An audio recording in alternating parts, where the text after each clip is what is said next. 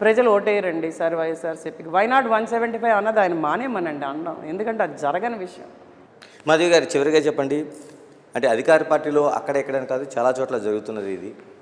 ఇక్కడ ఉండి తెలుగుదేశం కావచ్చు, మీ పార్టీ కావచ్చు, ఇందులో ఉండి కొందరు నాయకులు, అందరినీ తప్పుపట్టట్లేదు, ఒక లాలూచీ కుస్తీ అధికార పార్టీతో నడుస్తున్నారు, వాళ్ళు జర్నీ చేస్తున్నారు. మీ రెండు పార్టీల సమన్వయానికి ఒక వెన్నుపోటుగా కాబోతుంది అంటున్నారు. దీన్ని ఎలా పరిష్కరించుకోబోతున్నారు? దీనికి ఎలా సమాధానం చెప్పబోతున్నారు మీరు? ప్రతి నియోజకవర్గాల్లో ఈ పోరు ఉంటుందండి.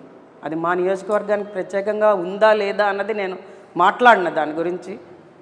నేనైతే క్షేత్రస్థాయిలో ప్రతి నాయకుడితో, పంచాయతీ నాయకులతో, sarpanch, MPTC, vice sarpanch, ward మెంబర్లు, అలాగే ఈ ప్రాంతం బాగుపడాలని కోరుకునే పెద్ద పెద్ద కుటుంబాలందరితో మాట్లాడుతున్నాను. నేను గత 3 సంవత్సరాలుగా నేను చేస్తున్నది అది.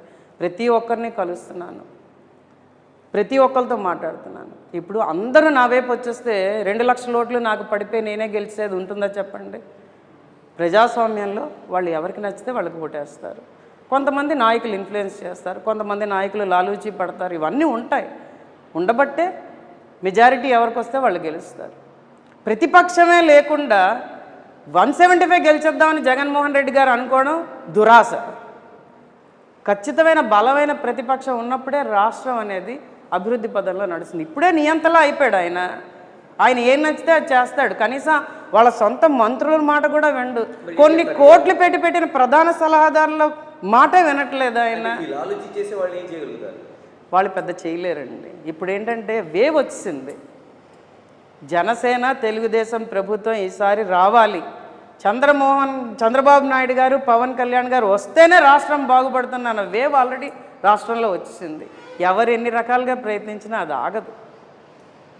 ఆగదు. పవన్ కళ్యాణ్ గారి నిజాయితీ, చంద్రబాబు నాయుడు గారి అనుభవం రెండూ కలిస్తే ఈ రాష్ట్రం అప్పుల్లోంచి బయటకు వస్తుంది. ఒక రాజధాని వస్తుంది, పోలవరం ప్రాజెక్టు పూర్తవుతుంది, అలాగే మా నియోజకవర్గంలో రామతీర్థసాగర్ ప్రాజెక్టు పూర్తవుతుంది, ఎత్తిపోతలు వస్తాయి, రైతులకు బాగుంటుంది. ఈరోజు ప్రతి వర్గానికి, ప్రతి కులానికి మంచి జరుగుతుందని అన్నది ప్రజలు నమ్ముతున్నారు. ప్రజల్లో ఆ నమ్మకం వచ్చిందంటే ఖచ్చితంగా ఆ సునామీని ఎవరు ఆపలేరు. థ్యాంక్ యూ అండి. Thank you very much. All the best.